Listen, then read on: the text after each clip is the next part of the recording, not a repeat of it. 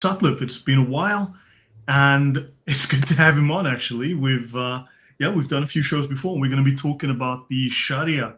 So, Paul, over to you. Take it away, and thanks for joining us today.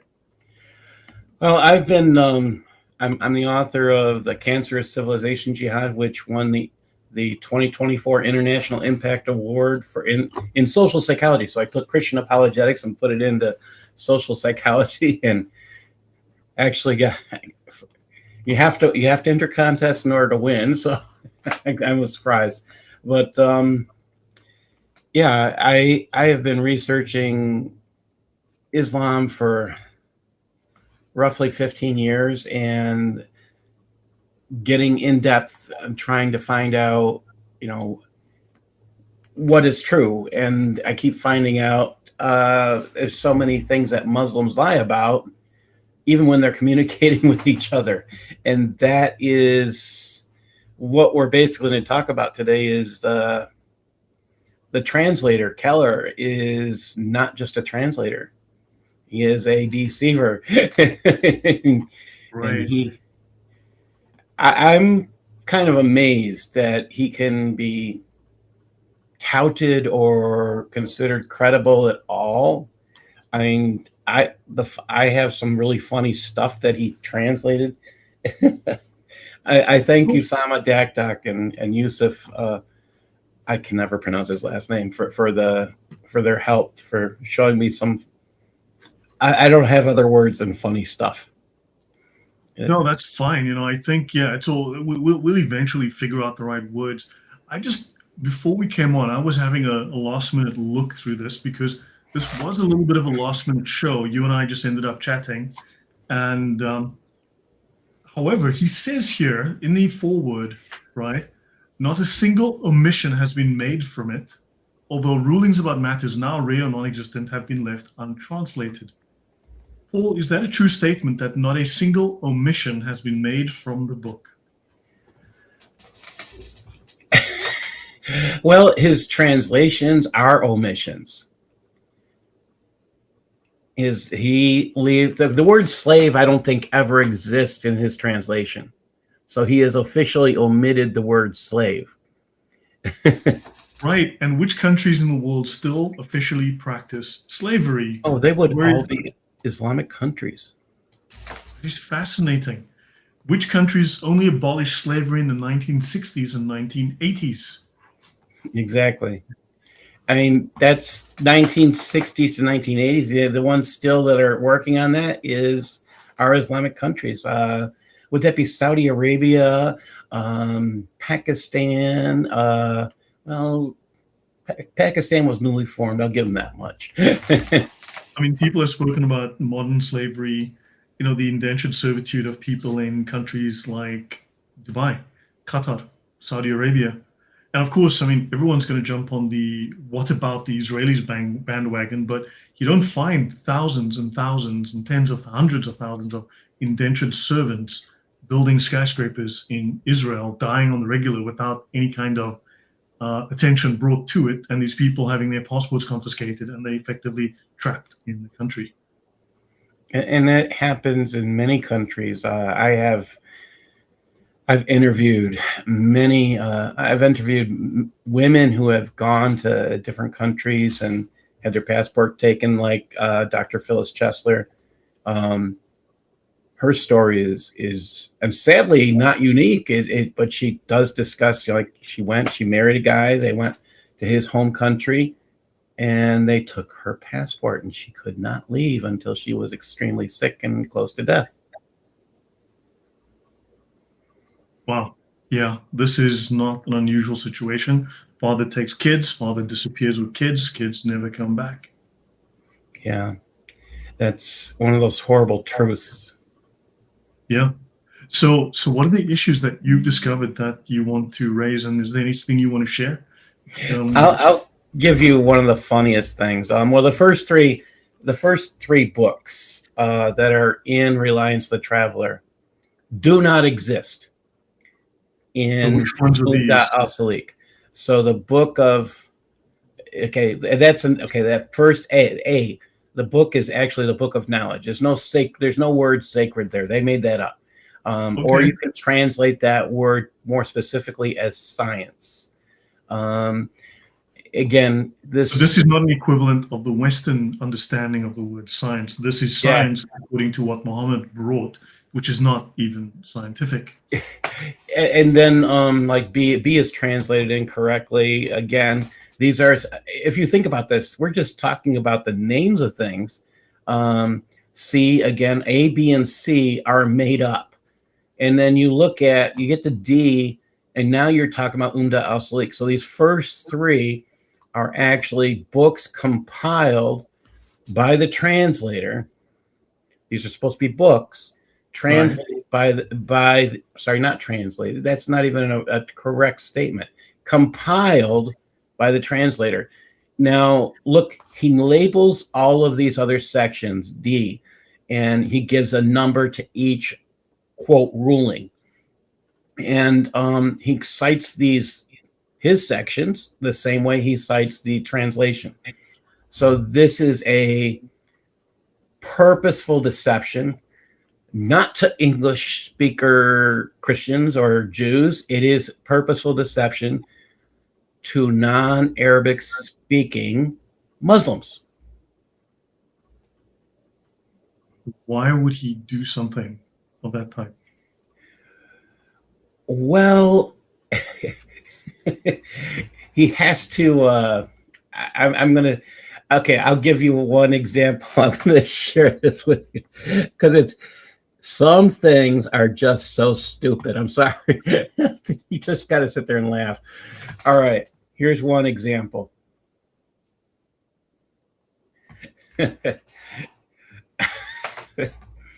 So you think you're going to get into a discussion in the first book, the knowledge of good and bad. That's how he translates it.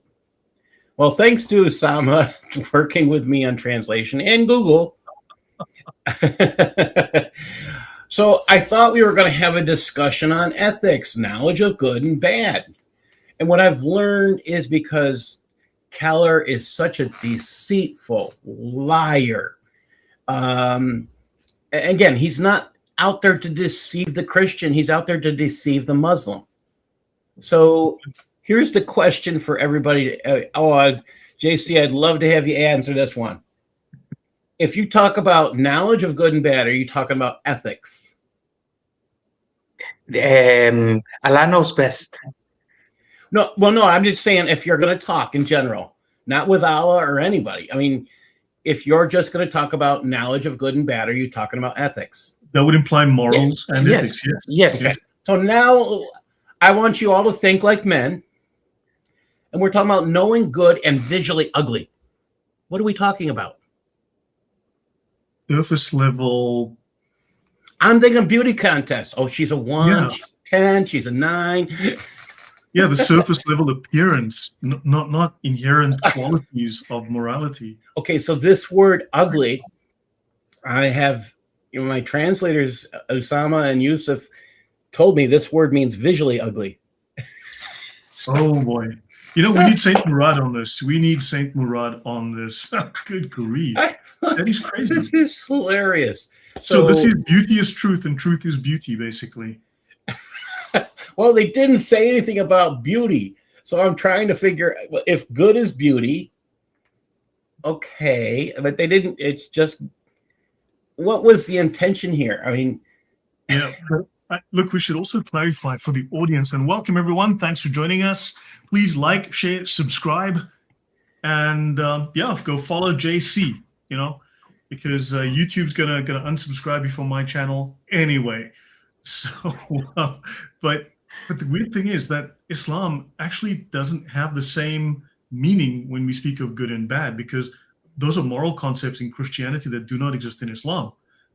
In Islam, you have legal and illegal, and you have legal loopholes and workarounds that allow the illegal to become legal, be it permanent or temporary. And there's always, the word is, I guess, exigencies or situations which require or which alter the law so that what is illegal is legal because it is considered correct to do so.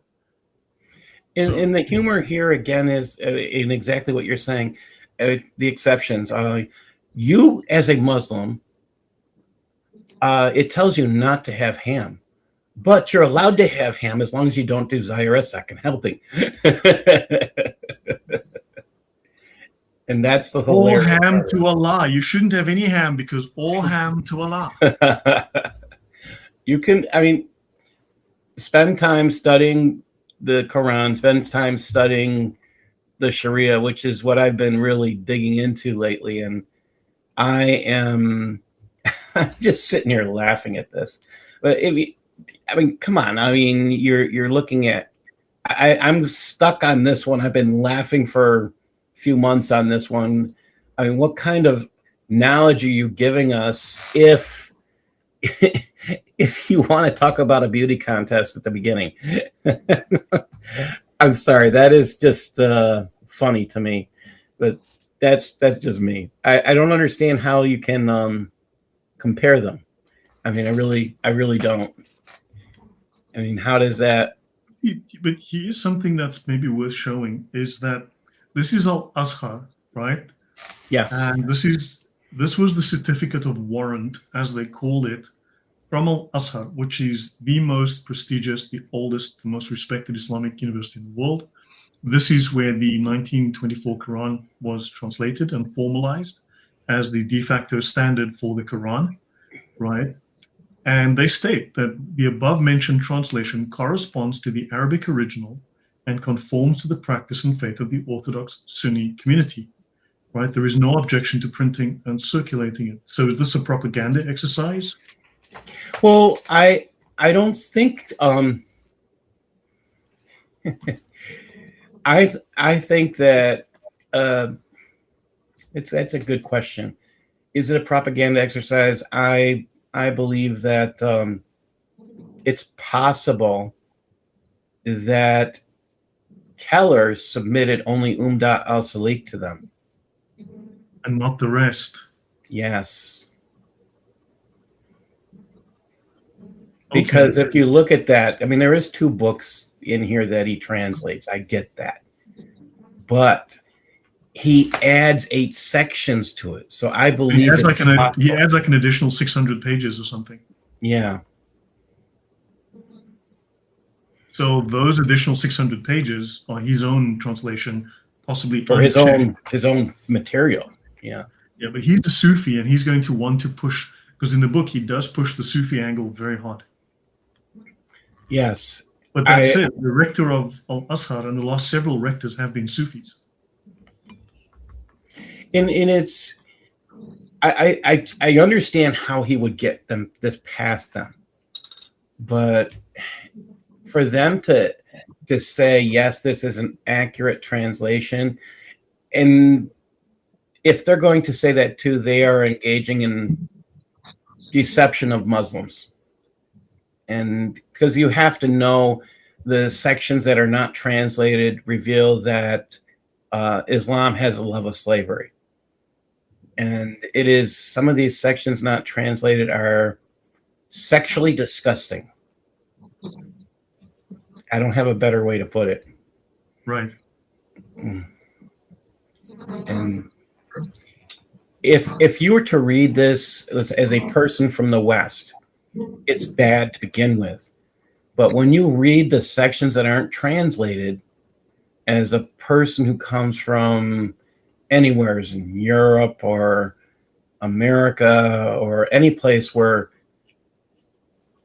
we have morality,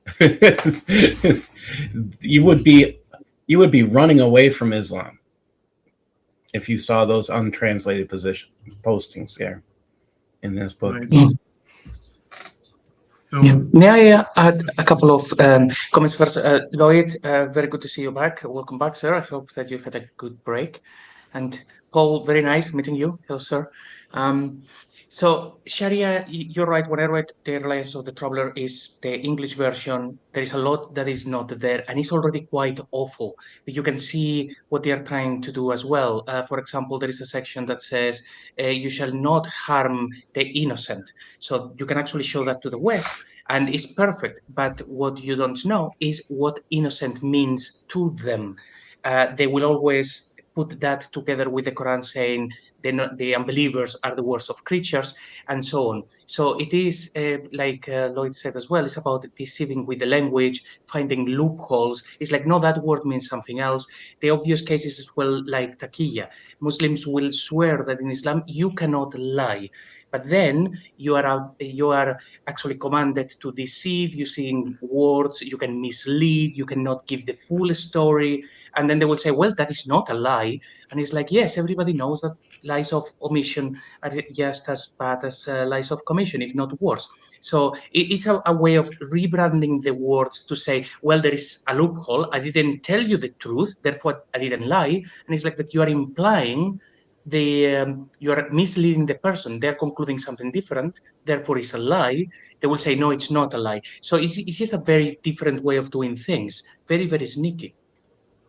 Yeah, but there is no lie. There is no sin in that which benefits a Muslim. Well, let's try this. All right, let's try this piece. Again, we're using, this is one of Keller's books. It's not Umdat al-Salik. It is in the book Reliance of the Traveler. On the left is his translation, and this should have an L here because they spell traveler with 2 L's, but I often try to correct it, or the computer does it for me. The position of the Asharis, the followers of Abdul Hassan, he says, is that the mind is unable to know the rule of Allah about the acts, those morally responsible, except by means of his messengers' inspired books. He goes on, for minds are in obvious disagreement about acts. Some minds find certain acts good, and blah, blah, blah, blah, blah, blah, right? Okay, just to have everybody have a laugh. We're supposed to be talking about ethics, okay? The Ash'ari school of thought, the followers, this is on the right side. The mind cannot know the judgment of Allah in his actions of the obligated ones except by his messengers and his books. Now, I want you to pay attention to what the big differences are here. Because minds differ significantly in their views of actions. Some minds prefer some actions and other minds consider it ugly. So there's no word evil here. It's just ugly, visually ugly. So it's the same word they keep discussing. There's no bad, there's no evil, and that's important to understand. They just continually talk about visually ugly. Even the mind of a single person can differ. Why is it visually ugly when we're talking about your mind? Are you thinking dirty thoughts? I mean, that's exactly where you have to go. And the fact that he continually does this. But then doesn't this kind of hint towards they're looking at just what is surface level appeal? And if you can do something that is reprehensible, but it looks good and doesn't bring shame, because it's a shame culture rather than, it's different to what we deal with, right? It's an honor culture. Then maybe if it looks acceptable, it is acceptable. This gets humorous. Let me go back. A1.3. It is okay. One of the things I was looking at, they cite Quran 3. Oh, okay. They're talking about Allah and his, how Allah leads. Allah decides what's good, things like that. But they forget to tell you that Allah misleads. So that would be visually ugly. So if Allah's misleading you, I mean, there's a whole bunch of verses here on this. 460. Have you not seen those that claim that they believe and they've been sent down to you? And what has been sent down to you? They desire to be judged in Satan. Again, we got Satan desires to lead them astray. Okay, he desires, but who does it? Who does the leading astray? 488. Allah leads astray. And they're not, again, this is what I would consider an omission by not communicating what is in the scriptures on these things. And again, we're going back to the visually ugly. This is perversion. I will agree with hypostatic you.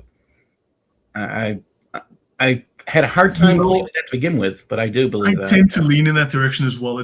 Look, I'm not saying I've got the evidence for it, but man, I've been thinking that for a long time myself.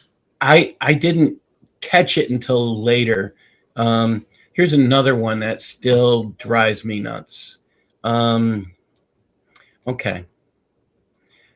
This concept of you're talking, okay, they add, I want you to notice this is in the in his translation.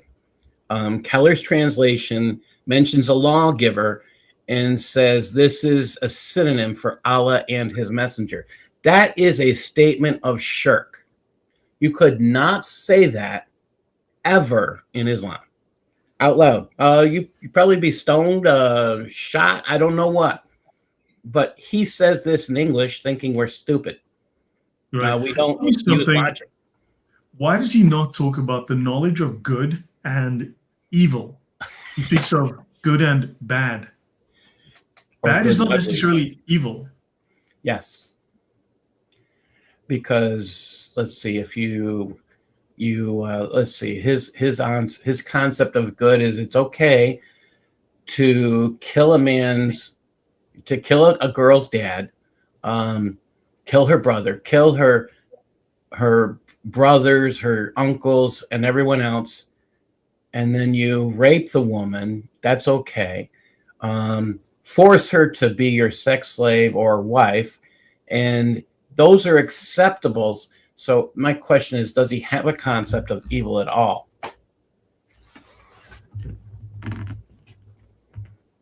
Well, this is something that Lloyd has covered before when talking about pagan influences and things like that, that they seem to have taken this belief that whatever is from God is basically God says what is good and bad. And if they've told you that Allah says that going to war is good, then it's good. You cannot question that. Whatever it is, having multiple wives is good. If God said that it's good, that's it. You cannot actually question it at all. Is that correct, Lloyd? There's a name for that. There's divine command theory, but there's another term that just slips my mind right now, where good and evil are not objective standards that are part of the nature of God. Good and evil, or whatever God feels is good or bad at that moment. It's what his will determines. So, in other words, if God likes little babies right now, then hurting them is bad. It's evil. Killing one would be evil. But if a baby starts crying and God gets annoyed and he decides he's just going to chop its head off and throw it in the bin for the dogs to eat or whatever, for the rats to have, then that's okay, because God's will is what determines what is good. And that is an external standard. That is Nietzsche's Übermensch belief. That's I think Nietzsche got a lot of his ideas from Islam. Well, let me clarify that. Possibly, Paul, you onto a good point there. When you look at the development of a lot of the philosophies, even with Darwin and others, they were influenced philosophically by Sufism. Yes. Sufism, polished Sufism, sophisticated Sufism, painted itself as this super polished, super sophisticated, very refined philosophy of life. And it was bringing all sorts of philosophical thought of a very elite level to all, and people were fascinated with this whole Near Eastern ideas, and they absorbed them. But Sufism actually is ugly underneath. It is genuinely evil and violent. And it's this that influenced these people, I think. It's Sufism. I just want to point out what you have on your screen. You notice on the left that on that lawgiver, and they add that he adds this, the Allah or his messenger, but the synonym Allah or his messenger does not exist in Arabic. Right. So, but he's saying it's synonymous. Allah. Yeah. So the lawgiver, Moses, this is the lawgiver, the one who gives the eternal law, is synonymous with Allah or Muhammad. So Muhammad is the equivalent of Allah in giving the law. Yes. So you now have someone who is equivalent to God, basically. And then he says, it cannot be said that an act which the mind deems good is good in the eyes of Allah. Or that whatever the mind feels to be bad is bad in the eyes of Allah, because good and evil is determined by the will of Allah in that moment. So Allah cannot be constrained.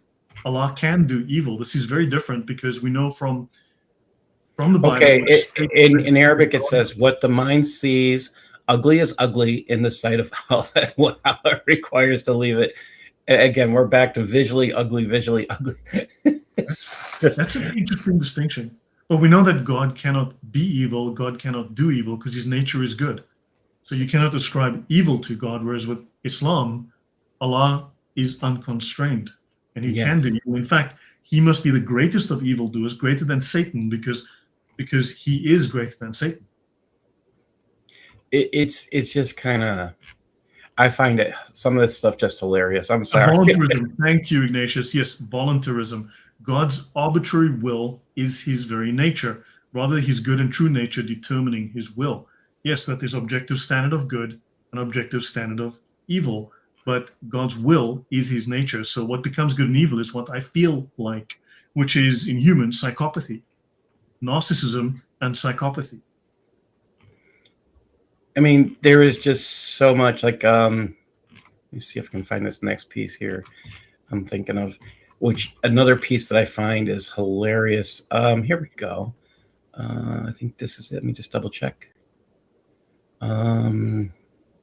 Sorry, I was actually looking for this just to show that that comes. What we've been saying. JC, here you go. Yeah, it comes basically from misinterpreting this verse, that in Surah 24, verse 51, it actually says, well, believers, they called to Allah and his messenger to judge, which is a bit problematic in Islam. Why would Allah and Muhammad be judging? It should be basically Allah the judge. But there is a lot of confusion with that, and there is more to that story. But these are the sort of verses a judge as well. Yeah, when they exegete these verses is when they start trying to create a theology that, okay, so both of them are going to judge. So it doesn't surprise me to see someone saying, well, the lawgiver would be Allah and his messenger, because the Quran actually commits shirk in some places like this one. Exactly. And they don't see that, which blows my mind when I have discussions with Muslims. They can't see something that simple. And right, I don't know. I don't know what's so hard about seeing it. But the issue is, I mean, this book published in the 80s, if I recall, early 90s, it made Islam plain for non-Muslims. And I believe it's been recalled. A lot of it's been deleted off the internet, off public archives like archive.org in most cases. You can still find it, but it was, I mean, stripped out of there as much as they could because it was too much of an embarrassment to the Muslims. I remember when I was doing counterterrorism at Leiden, when I was enrolled there, they freaked out when I discovered this book amongst the archives of the ISIS madrasas, right? And when I showed this and started posting quotes from it, the students, the Muslims who were there, were really just as spies in the course to make sure that nobody said anything bad about Islam. They freaked out. They did not want this revealed. And there's a volume 2 of this book which has never been published either. Oh. Yeah, there's a second volume which has not been published after the first caused too much of a problem. Does not surprise me. Not at this point. I'm trying to be a good student using critical thinking skills and doing, what I know is considered scholarly research. I have yet to read something by a Muslim that I would consider scholarly research that's on the topic of Islam. And maybe they do maybe they do critical thinking in other areas, but not with Islam. And that kind of blows my mind. I mean, even looking at these concepts of, again, these are books that he added, his own compiling. We have Ali ibn Abi Talib. They add, religious scholar is greater in reward than the fighter in the way of Allah who fasts the days and prays the night. Okay. Why? I mean, you start looking at the reasoning. Well, this is secret knowledge. You get higher rewards. That's Gnosticism. All right. This is, and Lloyd, you've done whole entire series on this. And yep. This is. And don't forget that the fighter is 100 levels, which is the level from the earth to the heavens. He's 100 levels above that of the average Muslim who's a good Muslim, who does his prayers on alms and so on, right? Alms is an ALMS, prays Yes. 5 times a day. So the jihadi is 100 levels above, and now the scholar is even above that. And then farther on, you'll find the scholar doesn't go to war. And I find that when I was looking at that, like, oh, I know why they didn't go to war, because they were getting killed off. they lost. That was their reasoning for not having pieces of the Quran later on. That's just an excuse, I think, because I think that part is make believe. Remember the reciters and rememberers of the Quran, the memorizers, that they were being killed, and they had to be shown. They had to be protected because they were being killed in the battles. So there's that precedent. I just want to go back to this point that Ignatius made here. It seems that Islam is voluntarism. God's arbitrary will, as in his fickle, emotional, changing will, is his nature. So whatever he decides right now is right because God wills it, not because it is true as a subjective permanent standard, or because something is evil as an objective permanent standard, but because God wants it, so therefore it becomes good because God did so, because God wants to do so, right? And this is actually validated here because something is good because Allah has permitted it or asked it to be done, right? And bad is what the lawgiver has indicated is bad by asking it not to be done. So it's not what reason considers good, nor what reason considers bad. So they both here discard reason. So reason becomes bad, and what the text tells you, what you interpret at that point, or what is expedient, that now becomes what is good and evil. So this does lean towards this voluntarism. And I look at Islam as you would think. I mean, for any faith structure that will sit there and lie about its own beliefs, we have a problem especially when it lies to its own people. And that is one of the things that I kind of sit there trying to figure out. How could you be so deceitful to your own? I mean, this is supposed to be a translation of Umdat al-Salik. Yet this guy adds 3 books at the beginning, 5 books at the end, and it's done deceptively, because if you'll see these A 3.0 and you go all the way through the book, it's A, B, C, and each one is a citation as if it is actual law. But these first 3 books and the last 5 books are not law. But Keller believes he can write law. And that's what I've been writing little things on my blog about. Like, I'm going to release a little bigger piece than I do normally. I mean, there's a piece I'm trying to find. Okay, here's one. Let me put this on the next page so people can see it better. All right, here we go. On the left, it says, Allah Most High says, whoever wants to cultivate the afterlife, we shall increase for him his tillage. All right, and they go all the way through this, all right? Notice what's not here on the right, the English word-for-word translation. I used Google, and then I have my translators double-check for me because some of this is really bizarre. Okay, cultivation is work you do to prepare the land to plant for planting, okay? In Arabic, it actually says, word for word, whoever desires the harvest. Okay, harvest is what you reap. Okay, whoever desires the harvest of the hereafter. Okay, one has to do with work to get something. One has to do with a desire for reaping. We have a huge difference in translation here. And this is problematic. Even the scripture they cite. So this guy is purpose. So notice he went here. He says, we shall increase for him his tillage. He's immediately talking about sex. Right. Yeah, all right? The connotation is there, yeah. Yeah. So tillage for I'm just it's kind of mind-numbing that was his intent. I mean, I understand this is Islamic to have such a love of sex. That's all you can think about. And that's all he wants. And that is not just happening with you, Lloyd. It's happening with everybody these days that tells the truth about Islam. Yeah. Yeah, it's a serious problem. I have lots of people telling me this. It's how it is, unfortunately. It's frustrating. I mean, because I know that if I set it up a couple hours ahead, which you did, it should be okay. But I'm finding not anymore. Not anymore. It has to do with what you do. Yeah. I mean, I'll mention to the audience something that I've spoken about before, because my statistics make no sense. Now, my channel is like 3 times larger than it was in January of last year, right? But I make half the income. My income has been falling. As my channel gets bigger, my income drops. So they're stealing from you. Yes. Now, what's interesting is I've shown this to JC one time. We went through this. Let's say I've got a video that does 600 views, right? It'll make, let's say, $30. There is no way 600 views gives you $30.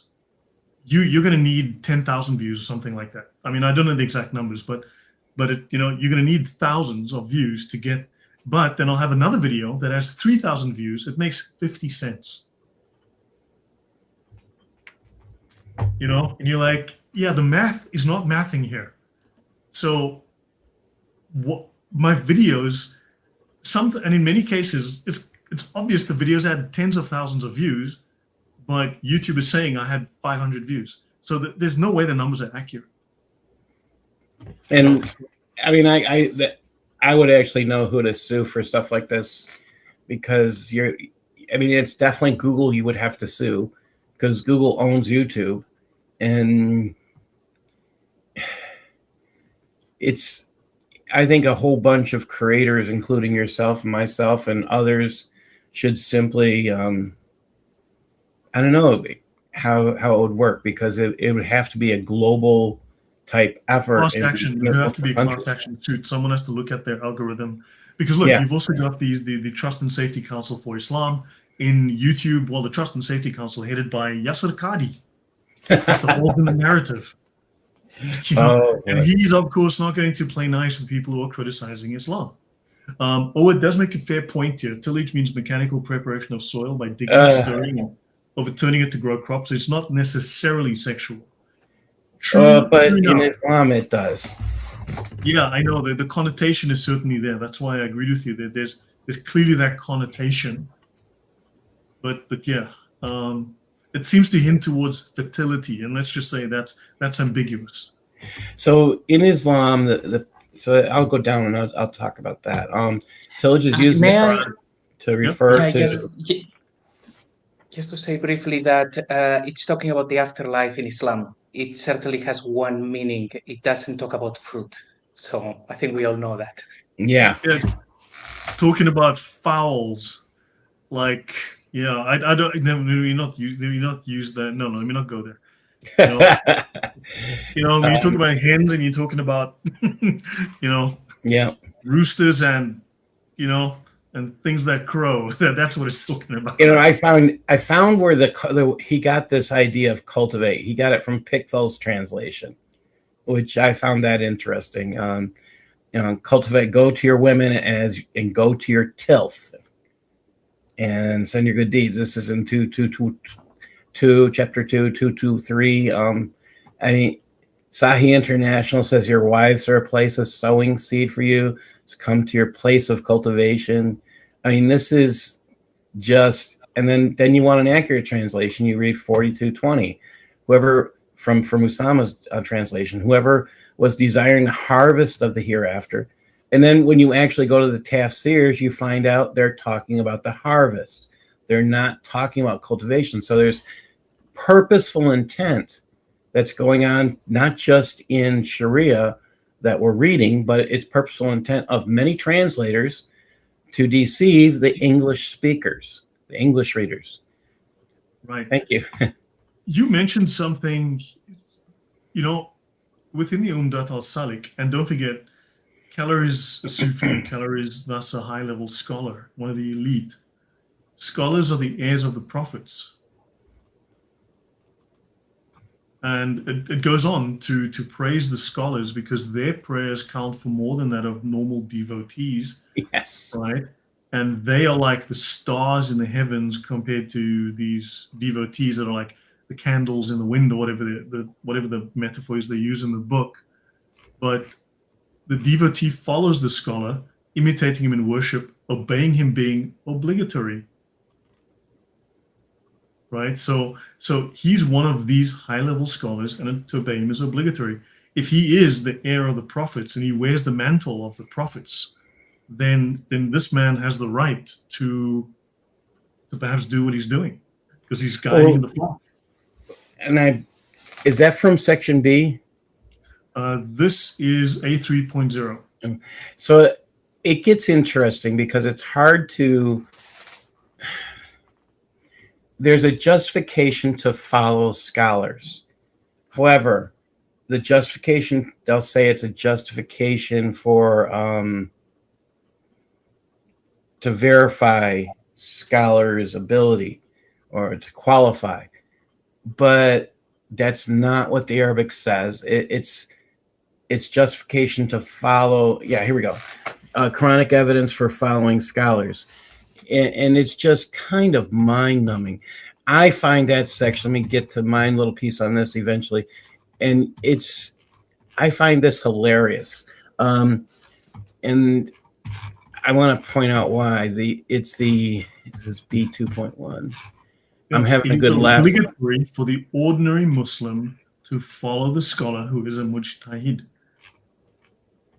So you have to follow someone who knows the sacred law, right? And this is principal evidence. It is obligatory for the Muslims to follow the scholars in mujtahid.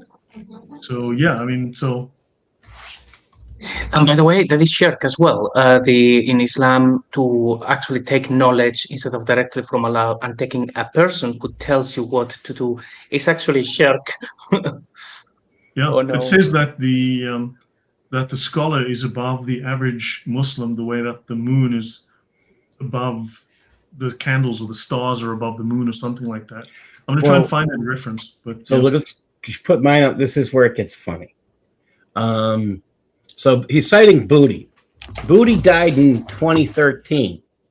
Okay, he just died. I've picked up. I mean, it's 13 years ago. I think about that. This is one of his books. He's known for writing like pamphlets, being a TV star in Syria. Those are things he's known for being. And I mean by TV star, he was the scholar who came out on TV. And they trusted him. Yet he's in a book that's supposed to be written from the 800 years ago. Oh, hundreds of years ago. But he's not even dead 100 years. It's just 13 years. So I'm trying to understand what's his intent. So let's have a good laugh here. What this notice it says the Quranic evidence for following scholars. What does it really say in Arabic? Quranic evidence. Okay. So what is Muhammad? So I'm having a laugh because I just finished reading this section in Booty's book. Booty is an idiot. He's not very intellectual. He doesn't read the tafsirs, or he just thinks everybody is stupid, which is entirely possible because he believes so much. He's a narcissist, possibly. So he says the first aspect of the dignity statement. So ask the people the reminder if you were not knowing. Okay, let's look at this verse. This is a 1643. So ask people the reminder not knowing. Okay, why?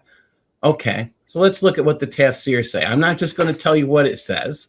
What do the tafsirs say about this? Ibn Abbas says, ask the followers of remembrance, this followers of the Torah and the gospel.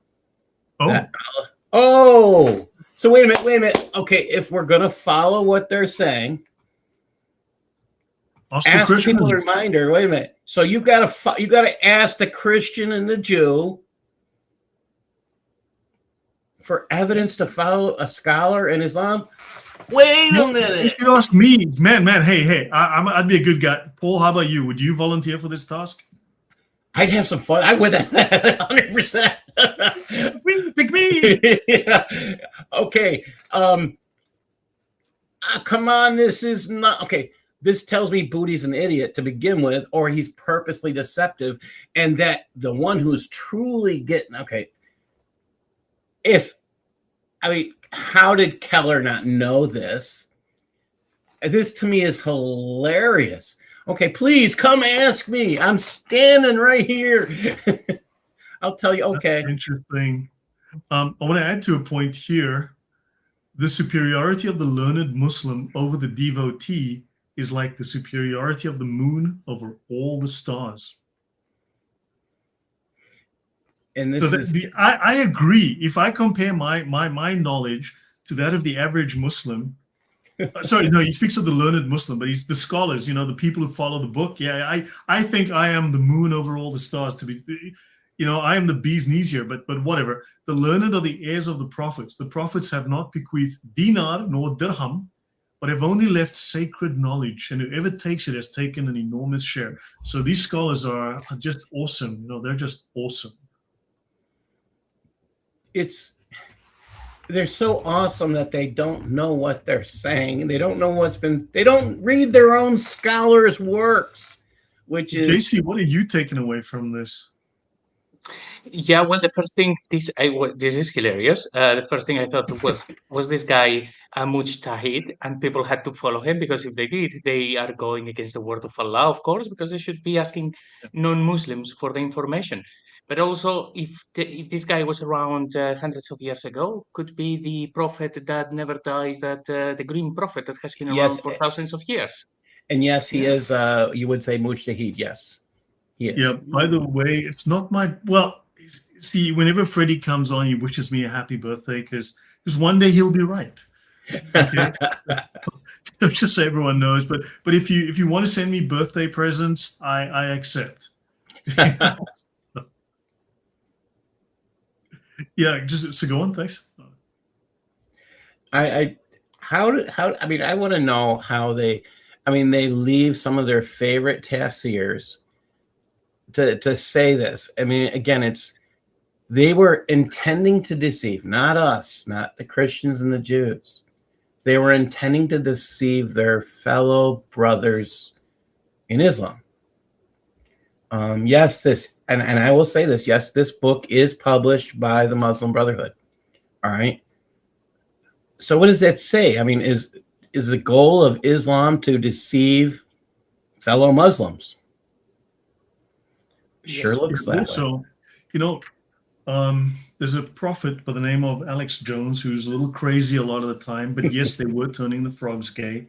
But he was talking about, he speaks of information war, right? I'm not endorsing Alex Jones here at all, but just being hyperbolic, I guess. But he who goes forth to seek sacred knowledge, which is the scholars, is in the way of Allah, synonymous with jihad, until he returns. So those scholars who go forth to seek sacred knowledge, the knowledge of Islam, the secret knowledge, is doing jihad. So this is an information war for them as well. It's a war of knowledge. As Alex Jones, you talk about this, an information war, and yes, I agree, we are involved in an information war. And they have poisoned the well, they've been deceiving for centuries.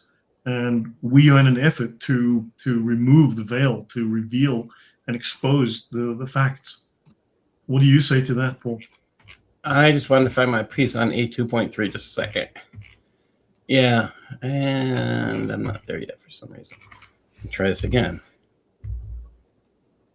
War is deception. Deception is war is deception, and that's what Muhammad said. War is deception. Maybe that I is skipped it. A principle in the Quran. And they do. Amir is right, and they get mad at us for reading their own sources to them, but that is because you are not supposed to show, a non-Muslim is not meant under classical Islamic law to read anything that contains even a slight bit of the Quran. The Quran is supposed to be exclusively for Muslims. For a Muslim to teach you the Shariah is treason. I think for us to do this, we are stealing from the Muslims, but for a non-Muslim to learn the Sharia, you are learning the weaknesses. You're gaining an insight into their strategies, into their ways, and this is revealing their inner thinking. It's just mind-numbing. I can sit here and laugh about all this. I mean, everybody should be laughing about that first thing. I mean, their concept of bad is visually ugly. Okay, what do they? I'm going to keep coming back to that because they want a beauty contest about good and bad. It's not me, it's their words. And they don't want to tell you that they have a beauty contest between good and bad.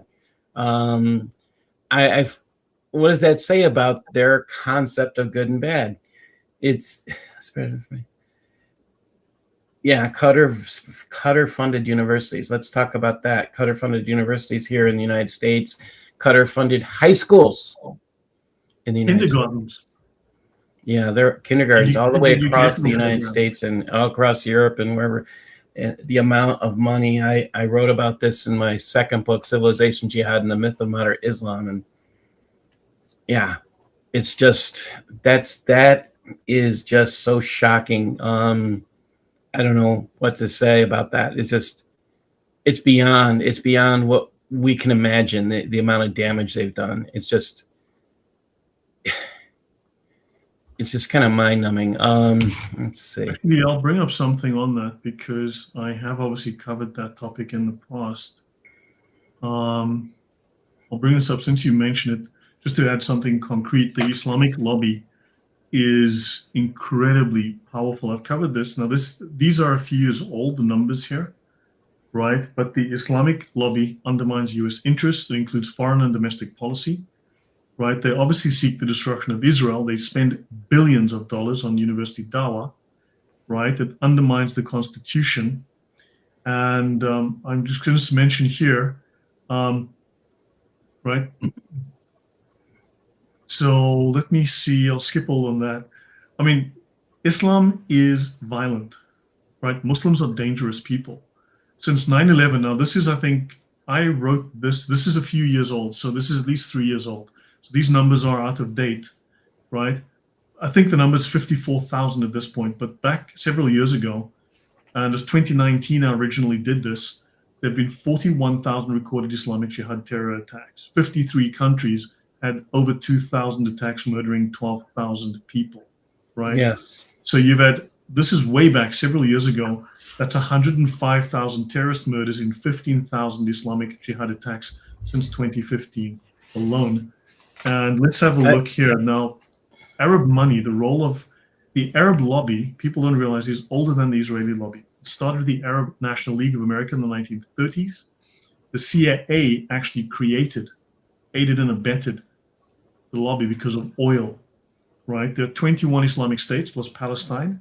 It's dominated by Saudi, right? And of course, they have a commercial vested interest for the US to continue selling them arms, so they happen to have influence based on this.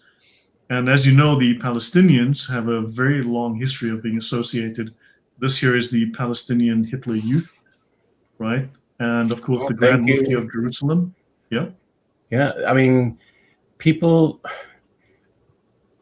it's like people fear teaching this stuff in public schools. Yeah. And I would rather you tell the students the truth. If you're going to fear telling the truth, you're in the wrong job. If you just basically listen to those who love Islam, they will actually come out and say they want to take part in Hitler Youth Week. Right. There are videos of this stuff, and it's not unheard of. It's kind of shocking. Yeah. I mean, the Arab youths found Nazi club in Haifa, swastikas and Arab oranges, Nazi advertisements openly spread in Jerusalem by Arabs. Now, the Arab lobby has incredible reach, okay? I'm going to have a look at just a couple of things here. Did the Saudis buy a president? No one spoke about that. The Saudi lobby moves to Main Street, right? Saudi lobbying in US tripled during Trump's first year in office, right? But I want to get to some numbers, right? Yeah, the Bushes, man, and the Bushes and all of that. But the Bush Saudi, did the Saudis buy a president? And let's have a look here. When we get to those numbers with the just the level of funding from the Saudis is incredible. But when we get to the universities, let me get those numbers. Here we go. Let me just bring this up. Let me hide that. So if you look at, this is the college foreign gift reporting, right? Anyone can go to the website. Now, the FBI has reported that the numbers are at least double. I've seen various reports.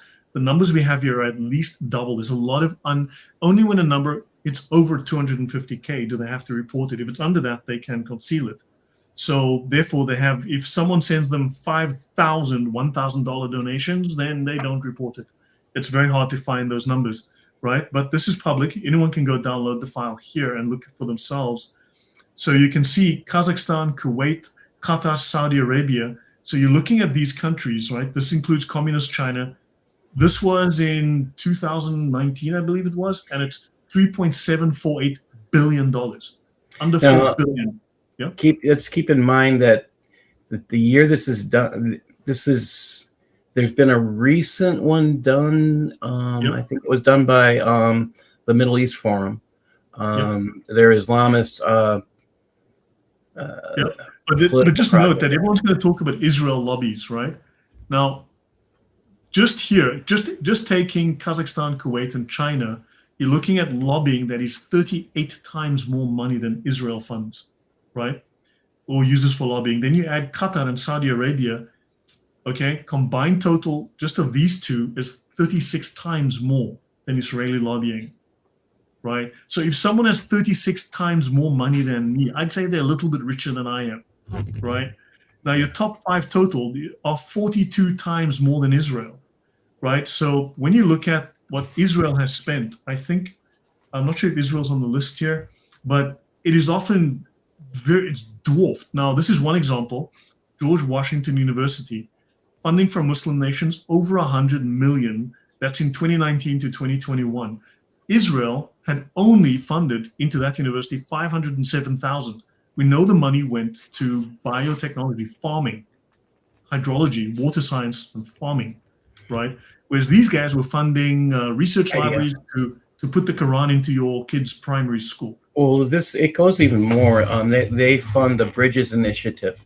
George Washington University, I've actually taken part in writing a report to the IRS about the Bridges Initiative that is on the George Washington University site that carries propaganda and intentional misinformation, calling people haters.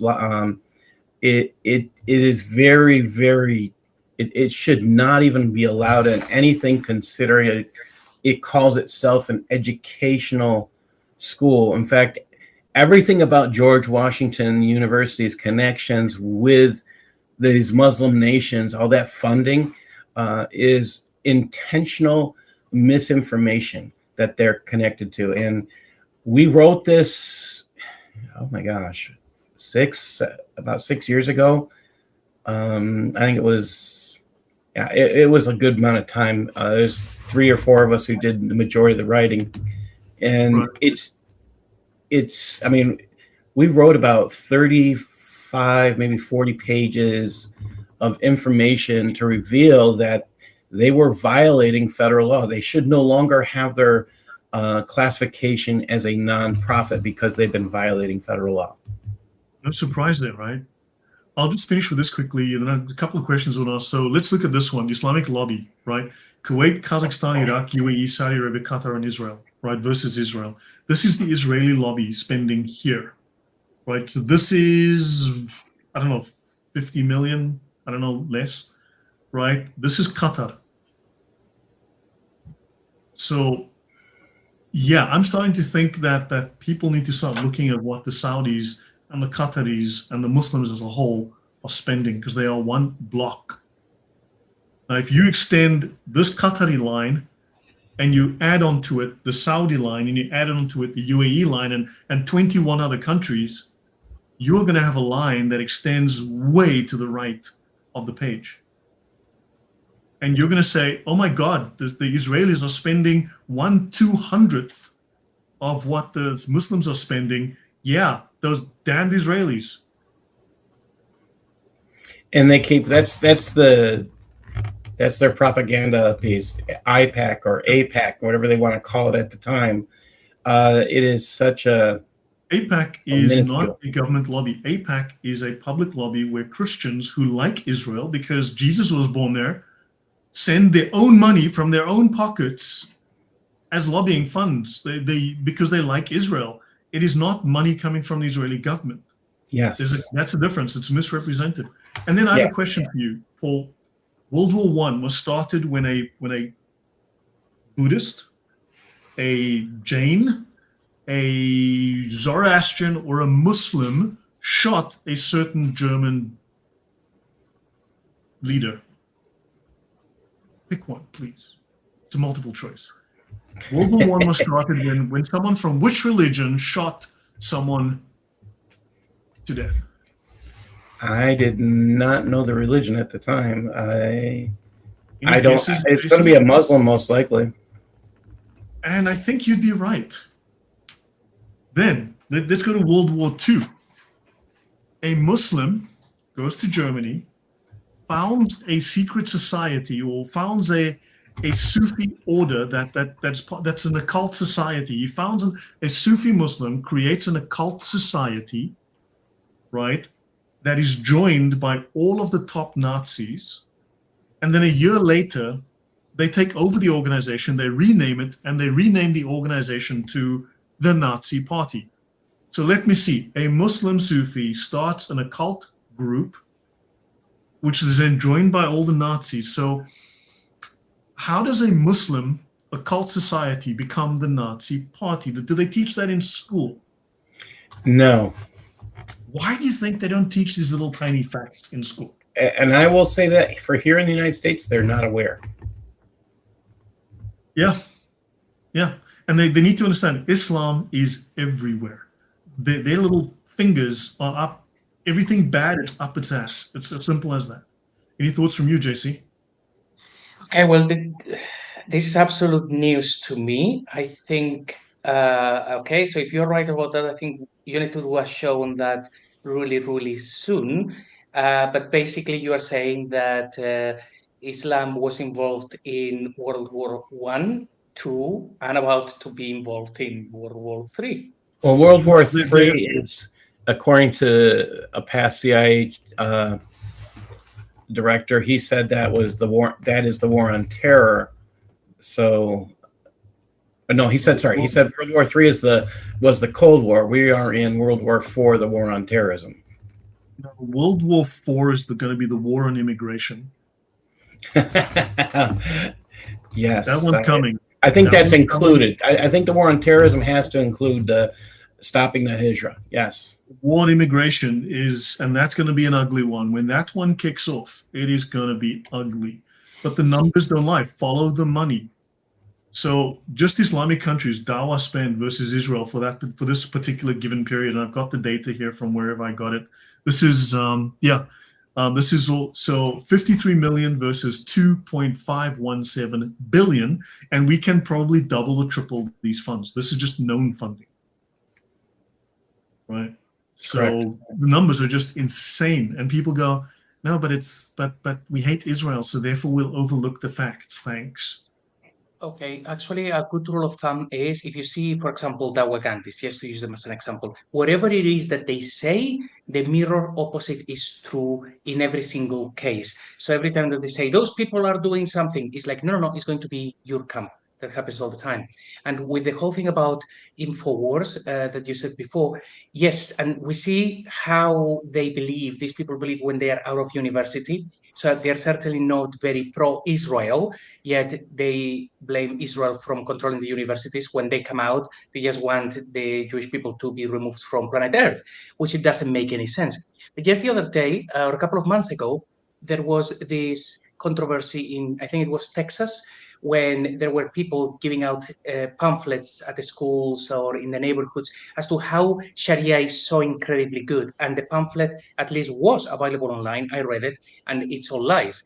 When you know even a little bit about Sharia, you know that it is all crimes against humanity.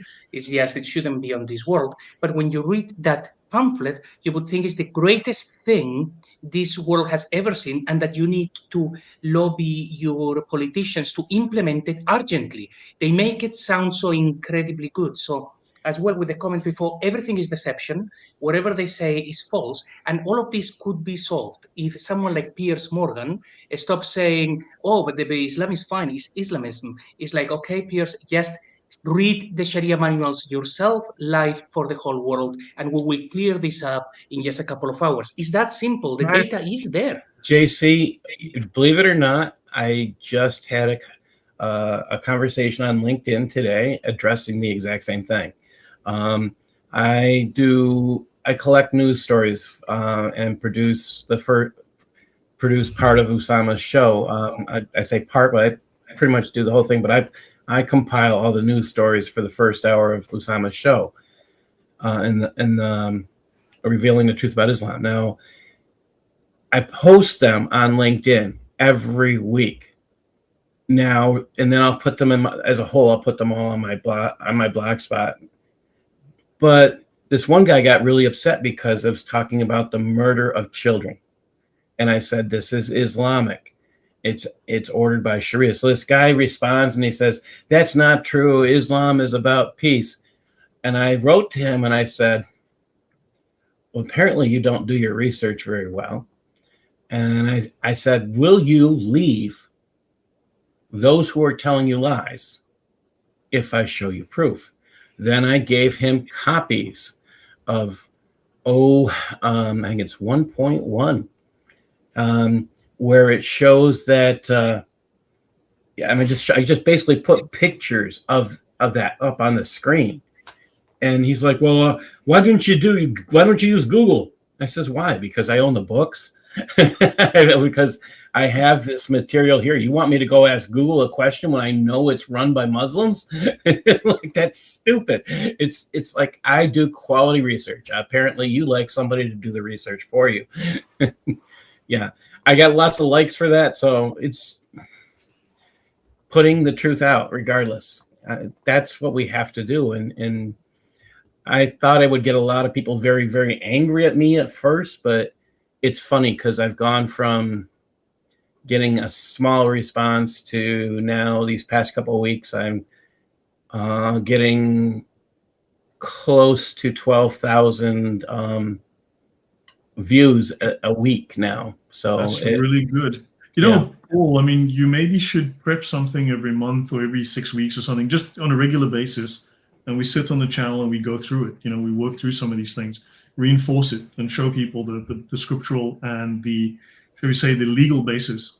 I want to mention this. This is also covered in the Umdat al-Salik mentions this book as its prime set of rulings for telling lies, right? False speaking is permissible. Sometimes false speaking becomes compulsory. False speaking is better than speaking the truth sometimes. So lying is better than the truth. And to compromise between two parties, to preserve goodwill, false speaking is lawful. So if you and a Muslim apologist are having a debate, to compromise between two parties, to keep the peace, you can lie. To compromise between two parties. The Prophet allowed false speaking to bring a compromise between two parties. Do we disagree with Muslims? Yes. So if you settle disputes between two parties by lying, you are not a liar, because settling disagreements between two parties, and the Muslims disagree with us completely, then you can lie and you're not considered a liar. I think it's pretty obvious. And the lies... one second. Yeah, go on, JC. Yeah, because one that you haven't actually highlighted, if you can scroll up just a little bit, when it says that it is permissible to lie, and it says at the time of war. Yeah. Oh, let me just scroll out a bit and you can see the whole thing, yeah. Yeah, but they are always at the time of war. Isn't that the truth? That they are always in a state of war, therefore they are allowed to lie in every single case, no matter what. Yes. Mm-hmm. Yes, that's 100% accurate. So the lie spoken to settle matters between two contending parties is not written. The lie spoken to settle matters between two parties is not written. And it states very openly, there is no sin in the falsehood or the lie which benefits a Muslim or removes a harm from a Muslim. To disclose an ugly, and remember, visually ugly, to disclose an obscene act is also an obscene act. And that's another huge section that I did a series on that. That is hilarious. Huge section. Oh my gosh. That is, yeah. They got to cover up each other's dirty deeds. Yes, exactly. Because you should save your life, your property, and honor by taking recourse to falsehood. And if inquiry is made about a secret thing of your brother Muslim, you can deny it to preserve his honor. And if harm is caused more than benefit, if you speak the truth, then avoid speaking the truth. Now, what does the Bible say about where lies come from? Oh, that would be Satan, Lucifer, devil. Oh my golly. Isn't that odd that this Abrahamic faith is telling us to lie because it's a great idea? Well, it's not an Abrahamic faith, but yes. Yeah. And what do the 10 suggestions say? Thou shalt not? One of them is lie. Thou shalt not. Yeah. Well, at least in Islam, it's the 10 suggestions, right? Well, I don't think they have them as a whole. Yeah. Yes, And they're I'm sorry, their books, their tablets are not stone, they are wood, and they just, it's a joke. It's just a joke. Yeah. JC? Yeah, one thing that always baffled me is just about what you showed on the previous screen is that they have it codified in their deen that they have to lie, and then they have all of these different cases where they have to lie. And Muslims don't join the dots, that if your own team is telling you that you must lie in all of these different cases, your team are liars. So they are going to be lying to you. For some reason, Muslims interpret that like, no, we are these people that are telling me to lie to all of those people, they wouldn't lie to me because I'm part of the team. And it's like, dude, they're telling you that you have to lie, that they are lying, you cannot trust them in any way, but they don't join the dots. And then they will accuse everyone else, Christians and non-Christians, certainly anyone who is not a Muslim, of lying when they have it codified that everybody has to lie about everything to push Islam forward. And one of the ways to push Islam forward is to not tell Muslims the truth. Hence why you show them hadiths, you show them their sirat or whatever it is, and they will go, that is naive, that didn't happen, that is not true, you don't understand the language. They have to lie even to defend their own religion, and they lie to one another, but they don't seem to join that one simple dot. No, I mean, it's it's clouded their minds and their judgment. But the thing is that we need to inform our own people.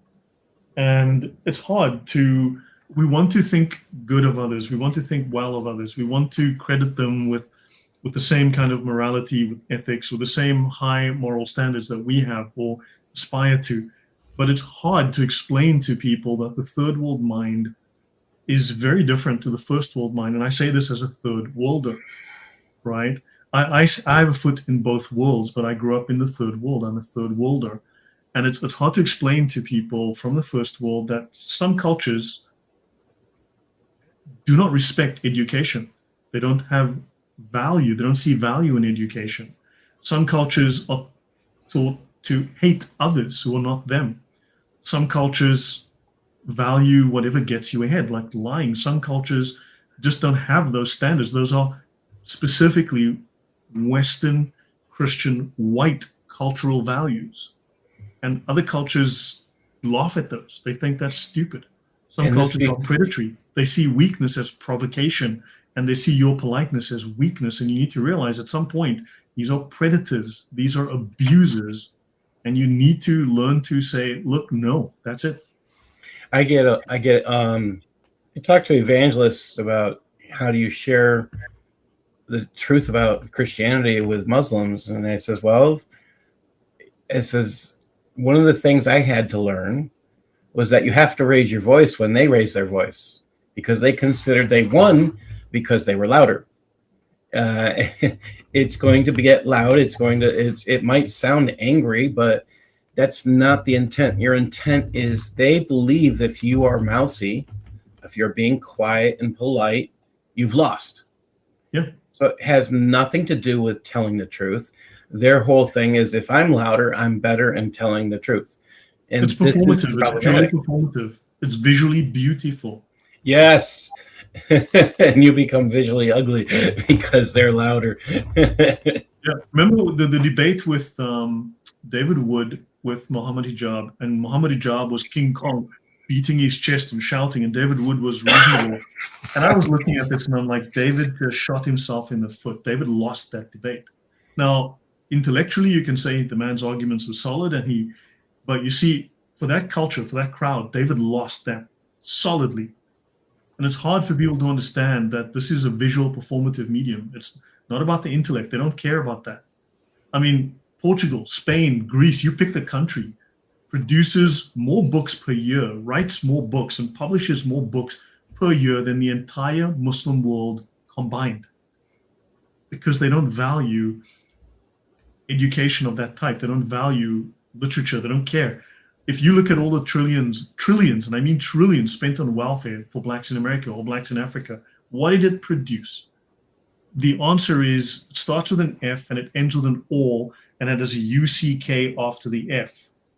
Okay, and it's going to continue to produce exactly the same because you're dealing with people who don't know how to produce, who don't care about education. Because to be educated, and I say this very carefully, for a black man to be educated is to be white. And to be white is to be an outcast. It is to reject your culture and society. It is to be rejected. It is to abandon your culture. And black culture is about not being white, because whites are evil. Please understand this. Paul, does that make sense to you? I've seen this taught in I taught in inner city schools for many, many, many years. And I've seen the mindset. I spent a lot of time with one in particular student because he was visually impaired. And one day he comes in and he says, my mom says I'm white. I'm acting white. I said, why? He says, because I'm getting A's. Yeah. It's like, yeah, that hit me, to the fact that a student, and then I meet teachers who say, well, I speak white while I'm working and I'll speak black when I'm in certain communities. Like, well, exactly, because I grew up being accused constantly of you trying to be white. Because kyk jy nou, die mense, hulle wil mos hê dat ek so praat, maar ek moet so wees. Jy weet, van ek is 'n colored, ek is die witty. Now, do you understand? Being black is a performative act. Okay, so I am supposed to behave like that because that is my culture, which distinguishes me from those evil white people. I am, according to blacks, when I walk around in black culture, they see me as a white man. Because I don't dress like them, I don't walk like them, I don't move. Kykie, but die ouens hulle is mos so man. Kykie, hulle sy wil. Do you see the difference? Paul, can you see the difference? The lack of uneducated people move, act, behave, and emote in a way that is completely different to educated people. There's a distinct difference. I grew up in that culture. I walked away from that culture. So you must understand, to adopt those ways. Look at Thomas Sowell, fantastic human being, incredible intellectual. Look at that man. He's not black. You think Barack Obama thinks he's black? No. I mean, does Barack Obama think that Thomas Sowell is a black man? No. So sorry to bring this into the conversation if it's offensive to anyone, but these are conversations we have to understand. And you're dealing with the third world mind. And these people do not want to assimilate. And if they don't want to, kick them out or force them. One or the other. They've got to pick. They've got to choose. And you've got to make them choose, because they will not adapt. You have to make them adapt. I'll leave it at that. That's my friend Todd Bensman, he just wrote an article a little while ago asking if Spain just went full Trump when they kicked all the Moroccans out of, well, it's not just Moroccans, all of the Muslims out of Spain, out of Ceuta. And I'm looking at that like, okay, why did they do it? I think it was 73,000 people invade your country in a few hours. Yeah. I want you to think about your individuals. I mean, this is an area not much larger than a city. To invade your city with 73,000 people who don't belong there. I'm not talking about people coming to visit, people who just came to take. And Spain sent the military, and they were gone by the next day. No, they're still there. If you look, there's a few thousand. There's a few thousand there, and they are incredibly disruptive. I've been following this. They're incredibly. JC, what are your thoughts on everything that we've said up to now? Well, I will comment on the Ceuta situation in a second, but before about the performative act, I will bring up when Mohammed Hijab had the final debate, the last time that he was invited at Piers Morgan, and he was there interrupting, shouting, and doing all of these performative thing. And then right after the debate, he started sending messages, haha, I won, 2 against 1, and I won. And Piers Morgan didn't understand it. He's like, what do you mean you won? You didn't see that it was an appalling performance? And he's like, it's what you said. Piers Morgan doesn't realize he's pushing his own value systems onto Mohammed Hijab. Mohammed Hijab sees the world in a very different way, and his followers saw that, and he's like, yes, he definitely won that. He shut them up.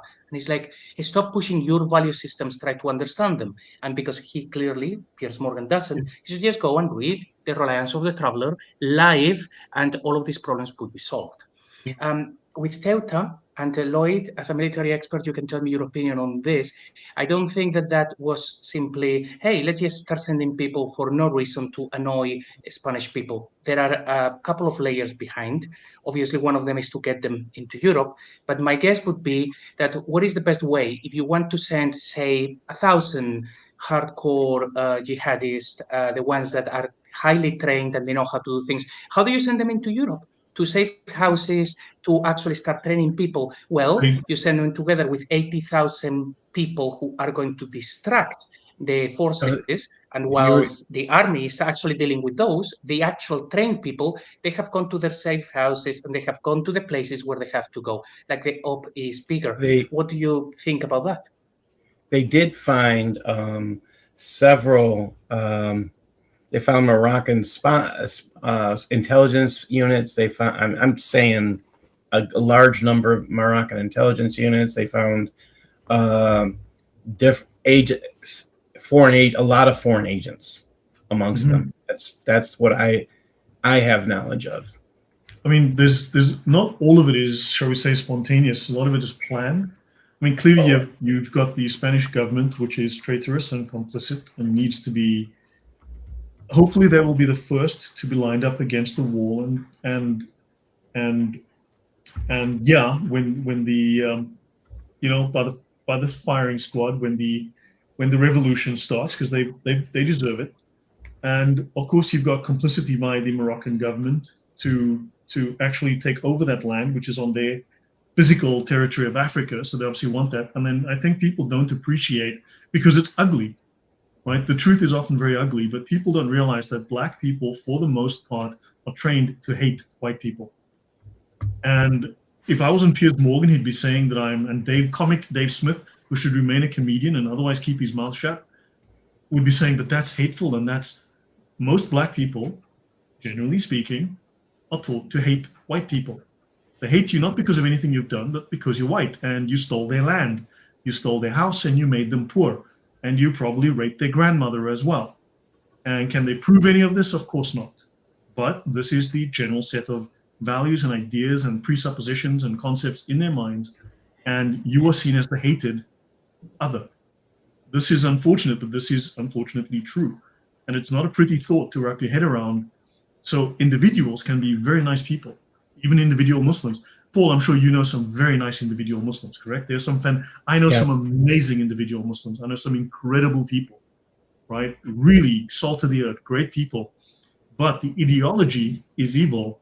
And as a community, they are going to, in one way or another, implement those ideas, maybe unevenly, maybe not like a shark would come at you. No, it's going to be distributed. It's going to be maybe invisible, but it is going to happen, and it is going to rob you of everything.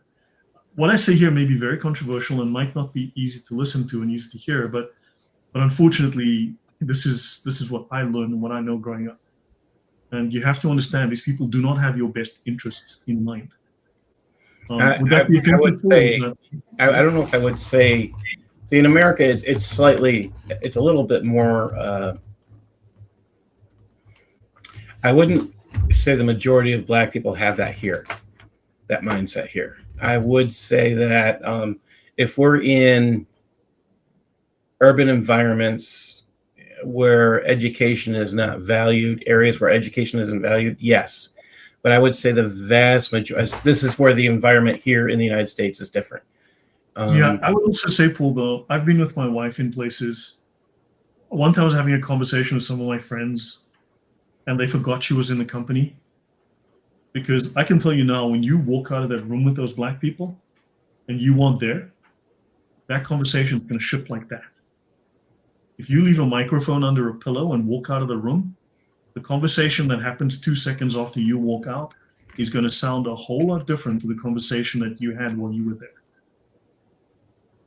I've been in those situations. I'm the guy who's in the teacher room where they're telling us that they're doing an in-service, telling us how white people don't know how to educate Black people, and I argue, oh yeah, so what do we have to do differently? And basically they tell us the same thing that we learned in school. Oh, just use good teaching methods. Oh, so there is no difference in how to, and they didn't like the fact that I would push back. And like that, I was almost being told to leave. but this was years ago, and you know, like they were trying to insist that white educators can't teach Black. I've actually had a principal who insisted she hated the white teachers, and she's no longer a principal, thank God. But I'm not going to say there aren't some that believe that way, but I guess here in the States, I find that a huge minority. But they don't have to be a majority to burn down a city. I agree with you. One part in a room can make that room smell real bad. Yeah, that's why I'm saying it's a minority, and they tend to be in the urban areas. They'll say for the white folk, they tend to be in the over here. They tend to call us that, you know, the Hicks, the hillbillies, you know, that are the white racist. Well, I got bad news for you. They're coming from the same areas. Yeah. You know, someone once mentioned to me, real recently, I had a conversation with someone about this is about cultural differences, right? As a general rule, and you can apply this across the third world mindset. Look at the Great Depression in the US, late 1920s, after the 29 stock market crash. Did the white population of the US become automatically vastly criminal? Looting, stealing, burning? Well, in my neighborhood, I'm in Rochester, New York. We did not experience the Great Depression. Yeah, but think, in 1929, white people who suffered that didn't become massive looters and mobs of violence. No one in this area did, white, Black, or anything. Now, look at what happened the Summer of Love, right? The US. Every liberal on earth is excusing that as necessary violence to survive, and an act of free speech to express themselves, because that's the voice of the silent and the voice of the repressed. Because it is assumed and it's excused when there's some kind of poverty, Blacks automatically are allowed to burn down billions of dollars of infrastructure and murder people. Rodney King thing. That is the there was a lot of riots over stupid crap that wasn't even true.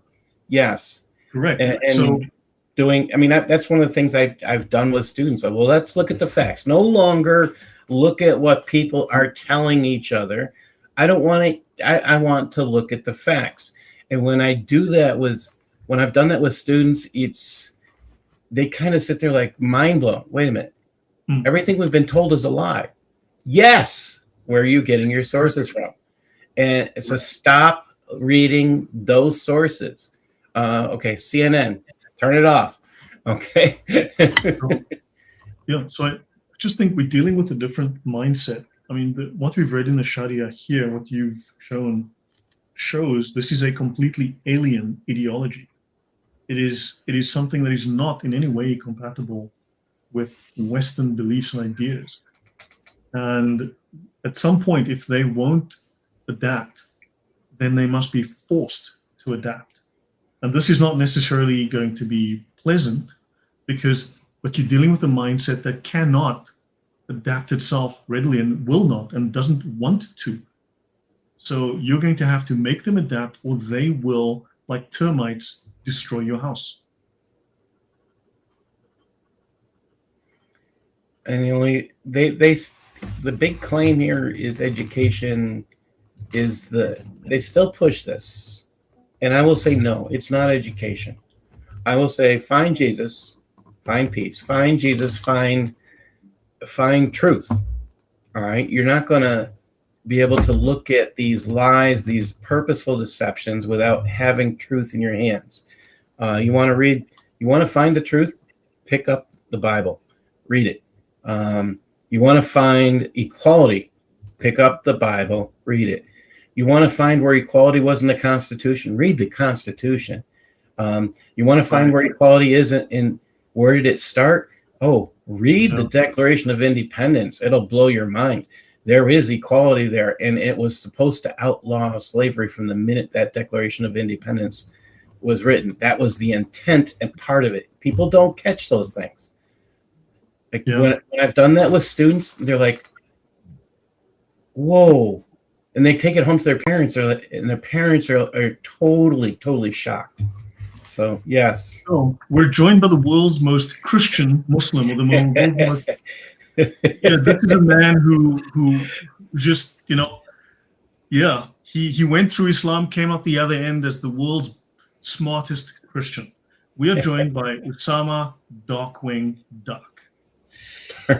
And hello, Lloyd. Hello, Paul. Hello, JC, and all the wonderful audience you have, those who are live with us and those who will join us in the near future. Greetings to all of you. Hi, Usama. Hello, Hey, Usama. Hey, I was listening. Listen. First of all, I was working on a project. I just finished it, and I have not eaten breakfast. So I ran to the house. I'm eating some breakfast and lunch together. We call that in America brunch. And while I'm eating, I heard about you guys saying that Muhammad Hijab won the debate against David. I don't know what you're talking about, but here is the truth. Muslims always win. They never lose. Like right now, Iran is smoking Israel and America. I mean, literally, Mr. Bush is bowing down the knee, begging the Iranian, please don't harm me anymore because I've been destroyed so badly. These people do not know how to lie. Oh, you actually, Lloyd, listen to this. You took me back 40 years of my life. So literally, when I was 17, I'm 57 now. 40 years ago, my teacher, Mr. Muhammad, taught us in the high school class that the Egyptian and the Jordanian and the Syrian and the rest of the Muslim Brotherhood who stood together in unity shouting Allahu Akbar, Allahu Akbar, not one war, not 2 wars, but 3 wars against Israel. 1948. They got their ass kicked every single time. So Lloyd, listen, I go home and I said, Dad, did we really go on war? I was just a kid, of course, 17 years old. I said, Dad, did we really go to war against Israel? He said, yeah. I said, 3 times? He said, yes. And did we shout Allah Akbar? He said, yes. So we won. The Muslim won. He said, no, they did not win. We just, the last war, we crossed the Suez Canal and we left up a big, huge white flag. And I told Dad, white flag? Why white flag? He said, because we want to have peace. We crossed our Suez Canal and we want to have peace. We won. We want to have peace. It makes no sense. When we surrender, that means we won. That's it. So somehow, that's how Muslims do not know how to lie, man. They won. Yeah. Loud noise or not, they won. After all, if you shout Allah Akbar, that's it. We won. Imagine with me, the Muslim Irani was fighting with the Muslim Iraqi for 8 years, and they were both shouting Allahu Akbar. I do not know how can they both win. They're 2 fighting against each other, but somehow they both won. I remember that. Yeah, Anyway. yeah. You know something? This person here, Baba Kurali, what is even wrong with child marriages? Now, what is crazy is that Muslims will condemn Jeffrey Epstein because he's Israeli and he was diddling kiddies. Except Jeffrey Epstein was convicted of what, diddling a 14-year-old, right? And Muhammad was diddling, well, a 6 to 9-year-old. Right, so Muhammad was diddling kids even younger than Epstein's victims. It's crazy that you've got them But, condemning this guy, But and Brother then Lloyd, also, yeah, go on. Brother Lloyd, I'm sorry. With Jeff Epstein, that is just the last few years. Years ago in Muhammad days, when a girl is like 4 years old or 5 years old, she's like almost 20 years old today, because time is different. It was so hot in Saudi Arabia. Listen, Paul, I know you're laughing. It's not funny.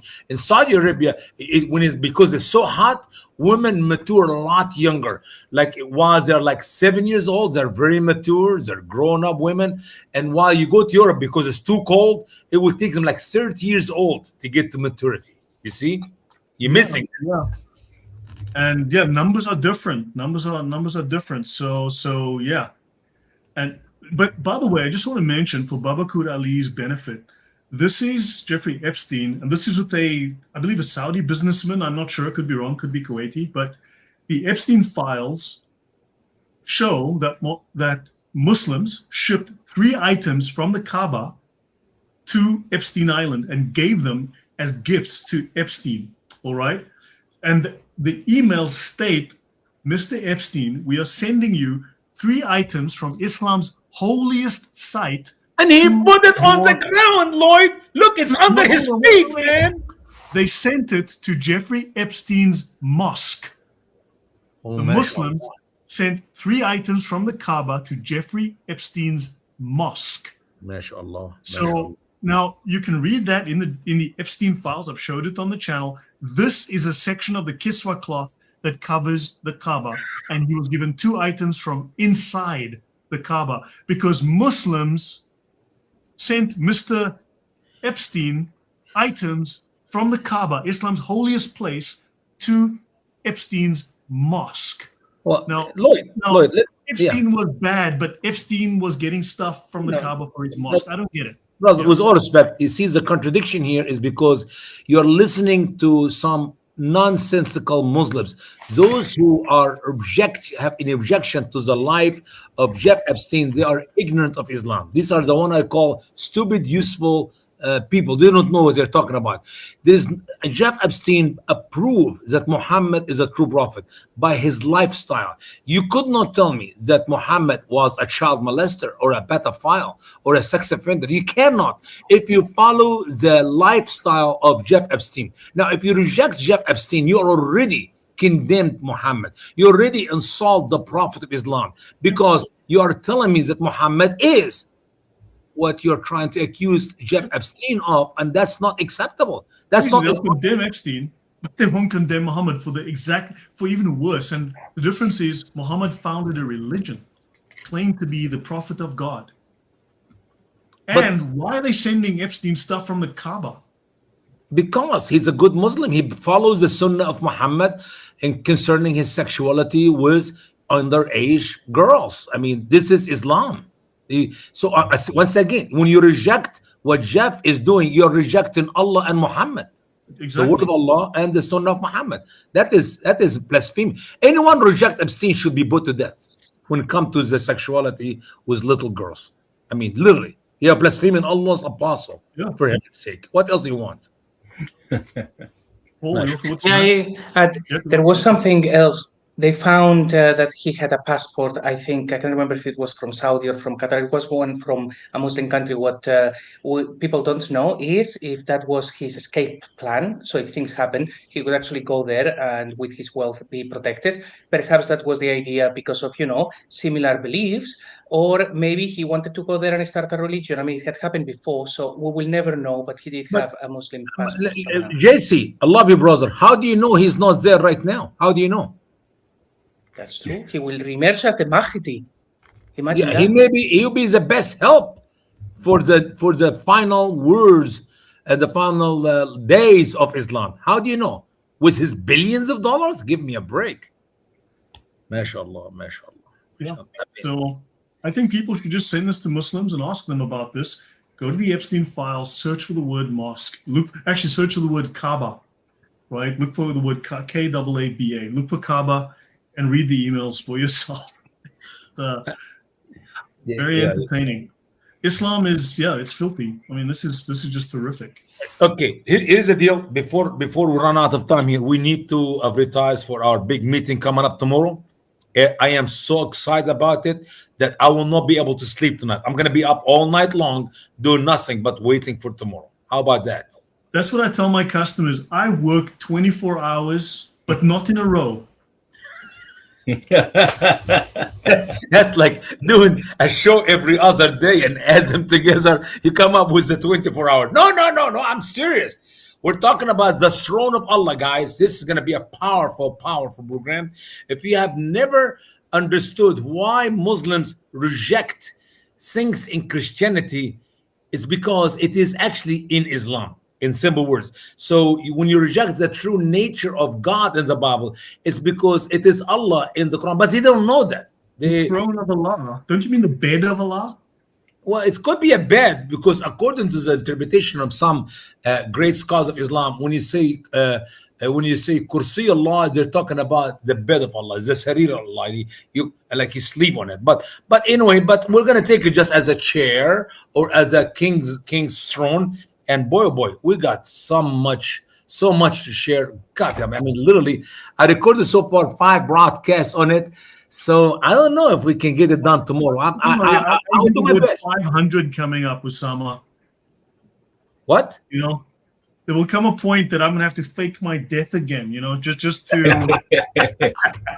No. Listen. I'm gonna do my best. I will do my best to finish it tomorrow. But if we could not, I'm sorry. We have to go to 8, 10 different shows or whatever it takes. So we cannot explain objectively what is wrong with child marriage. This is why you're a loser and a racist.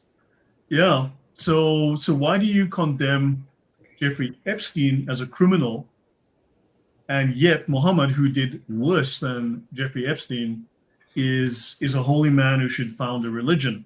In fact, your religion is founded by a pedophile. Muslims follow and emulate a pedophile as the greatest man who ever lived. This is a pedophile. So you claim that this is a crime when Epstein does it, but it's holy when Muhammad does it. This makes you all pedophile apologists. You see, that's the problem. Yes, man. This is awesome. This is really neat. All right. I was working today with Sister Christy, and then the Lord will give me that thought. I want to share it with you guys, and maybe you can help me if you think I'm off or something. Can a woman in Islam do sex change so she can perform jihad for the sake of Allah, and then she can enjoy the 72 forever virgin in paradise? Well, little boys can become like little girls if you give them drugs and make them dance. No, but that's not Sunnah of Islam. I'm talking about real Islam now. I'm talking about when Pakistani do that, or I've seen Afghani do that. That's not Islam. That's some Muslims. But seriously, can a woman volunteer for the sake of Allah, change her sexuality from a female to a man so she can join men in the jihad field and perform jihad for the sake of Allah and kill as many he, which used to be 10, so they can get to paradise, because as a female she get nothing, but as a man she can get a lot, and she's going to help Allah. Notice now, I'm not making this out of thin air. What I'm about to share now is true, because believe it or not, there's a fatwa was issued for Muslim men can practice homosexuality, so they can prepare their body physically to be able to put bombs inside their rectum so they can perform jihad with their body for the sake of Allah. As long as while they having sex with other men or allowing other men to have sex with them, that they have to seek forgiveness of Allah. So as another man having sex with the Muslim jihadi man, they say, oh Allah forgive me, oh Allah forgive me, oh Allah forgive me, and he continued to have sex until he prepare his body so he can put a bomb in it. This is a true fact. Listen, Lloyd, I read that. I read it myself. Right now, I need Lloyd to apologize to me right now, and I demand an apology. Go online right now and search for what I'm telling you. If it is not, back in the 80s, people had the slogan "Ban the bomb." Hearing you talk, I want to change that slogan to "Ban the bum." Okay, go online right now, Lloyd. Look, I know you're a smart man and you can search this. Go online right now. Take a minute. Go online right now with all the audience watching. I think it's on memory still. It doesn't matter. It's all over. It's a fatwa, man. It's a fatwa decree. You can not to enjoy homosexuality. It is to prepare your body to be able to put a bomb inside you. Hello, this is religion. There is no ihya fil ilm ولا no ihya fil din. So no shame in religion, no shame in science too. I mean, whatever. Well, I can say that Dr. Morgenthau, who was the ambassador to the Ottoman Empire, actually records women taking part in the jihad, running down the hills to wipe out the Armenians with swords, and that they were far more dangerous and more violent than the men. And they didn't need to change sex, but they took part in the jihad. But I'm sorry. The word of Allah is very clear. Women do not get anything, but men get. Okay, so if they want to enjoy forever, why you're laughing, Lloyd? They have to add something. Hang the bomb. Yeah. Listen. You guys are not taking me seriously. I'm gonna sue you. 3 of you, including I must say, quiet now. I know it sounds incredibly ridiculous, but I have seen that before. I say in the fatwa, Usama is right. That is actual thing. Allahu Akbar. We won. And I would say, as the well-renowned sheikh that I am, that yes, the answer to your question, Usama, would be yes, because the greatest privilege in Islam really is jihad. You can do any level of anything, but if it actually ends with jihad, that is actually what Allah is looking for. That's why you don't even get judgment if you actually go to Allah after jihad. So yes, if a woman does that, she will get whatever she wants because it's the promise of Allah. But we need to make it official. We need to find a mufti to do a new fatwa, a new decree that women can have sexual change operation so they can do that for Allah. But this is why Muslims always say, children, they blow up so fast. You're bad, Lloyd. You're very bad. It took Paul an hour to figure out what you're talking about. This is sick. That is a religion of stupidity, foolishness, savageness, sickness. Yeah, pieces, of course. Pieces, yeah. We are.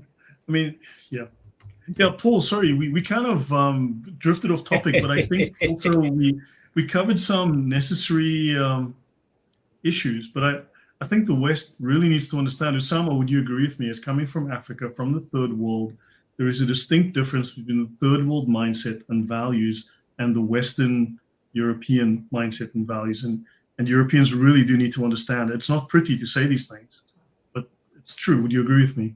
Absolutely. I don't know why they even call us third. I think we're 30s. We need to put 0 in front of it, because we're way behind to compete with the West. We have done nothing good, and we believe all the lies, and God help us. That's why there are plenty of Muslims there. Yeah. If I may, like Christian apologists, they engage with Muslims, and they are great because they are showing the deception of Islam and contradictions and all of that. But the other side of the game is educating the rest of the population, the non-Muslims, because they are the ones that are saying, oh yeah, why shouldn't we actually call for Sharia in this country? Look at the Muslims, they are amazing. So the people that have to really be educated real fast is not the Muslims. For that, the Christian apologists are doing their job. We have to actually tell the rest of the population this is actually what the plan is. Look at what the Muslim Brotherhood said that they were planning on doing, and this is what we are seeing. Look what they are actually, what their scriptures actually teach, and so on. So I think it's a team effort. Some people focus on Muslims. For me, at least, I don't have that patience. And it's about the non-Muslims. They need to see what Islam really is. Yeah.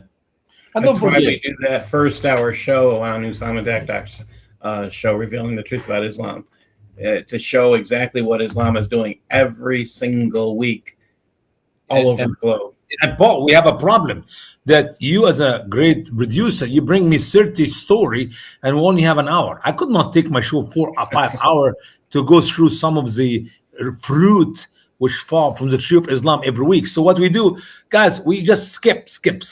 I'm skipping stories I should never skip. But when you only have an hour to cover the current events of what Muslims have done, I mean, literally last week, we got stories. People can go and watch. We got stories from all over the world, and we ended just doing some of the stories in America. We didn't even do all that which Muslims have done in America. God help us. There's no question. This is a question that something I have thought about. What if the U.S. one day, for whatever reason, drops a bomb on the Kaaba, takes out the holy site? There's no holy here. What holiness, brother?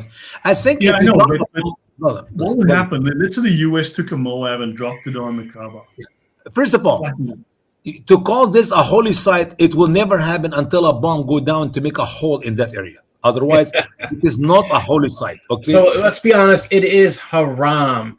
it's haram. It's politicians. If you look at politicians are afraid.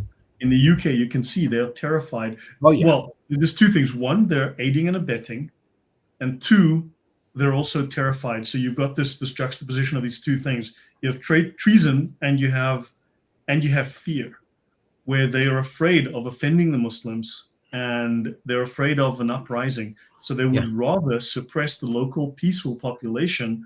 If there's 50 Muslims terrorizing a peaceful man, right? Let's say a Christian preacher, they will arrest the Christian preacher because they will then accuse him of causing a civil disturbance, disturbing the peace, rather than arrest the Muslims and have them behave. So already they're rewarding bad behavior, and they're terrified of offending because they are unable and unwilling to deal with. And Lloyd, I believe the one reason, and nobody talk about it, maybe just us here, the one reason and the only reason why Europe are not involved in that war against Iran is because of their fear. They're afraid of the Muslims who live in their midst.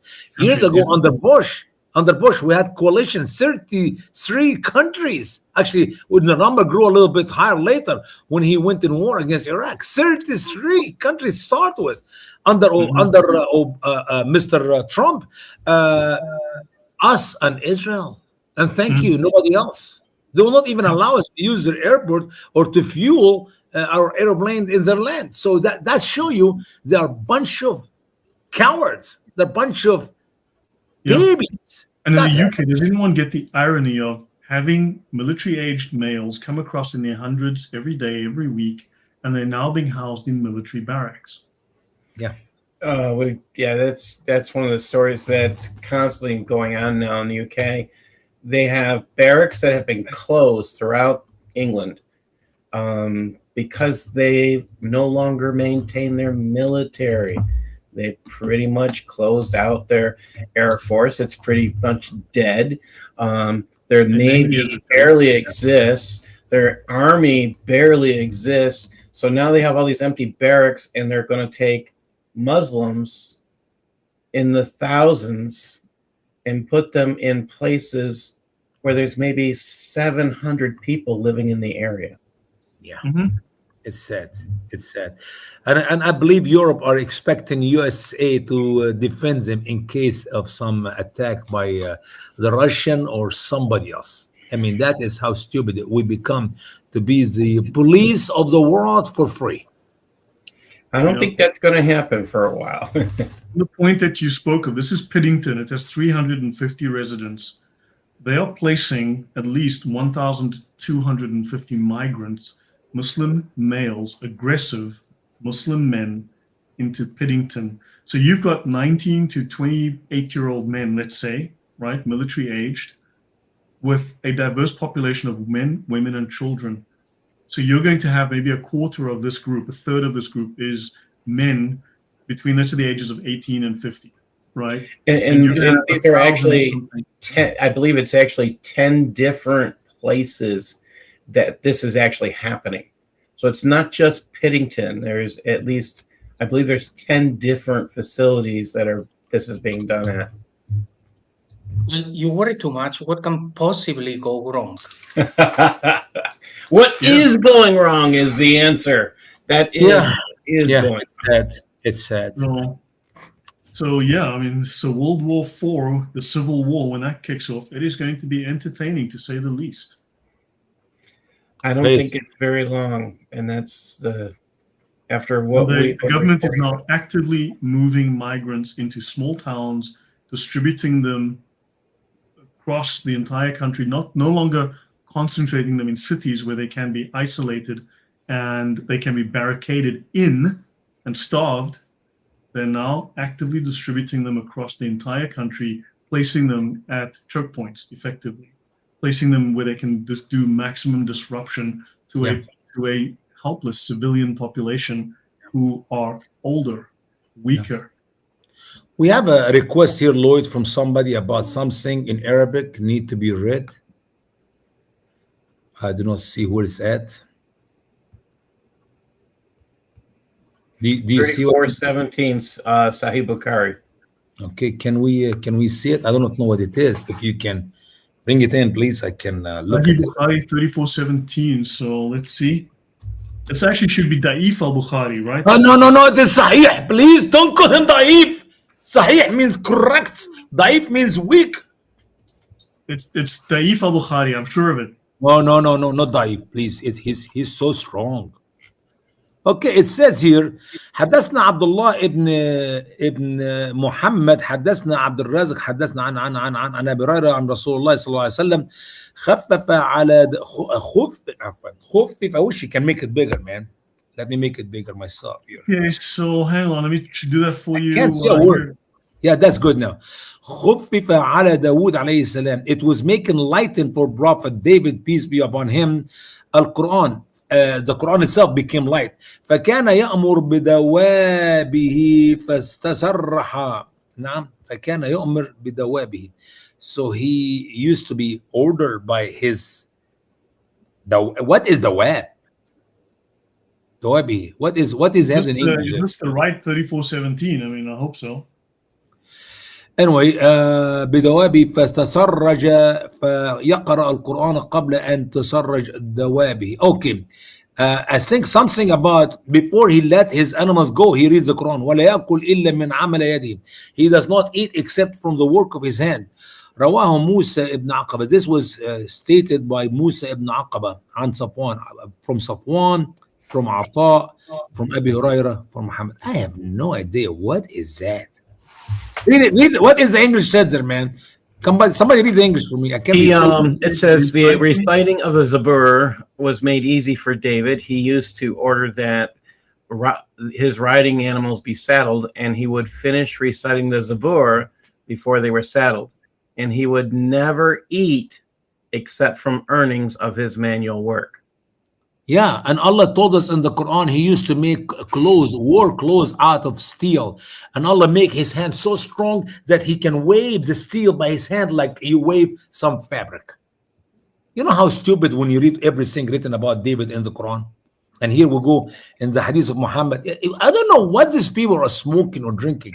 I mean, imagine with me, that book of Psalms, which he calls Zabur here, 150 chapters in the Bible. By the way, they're written by more than David. There are many other people who also wrote in the book of Psalms.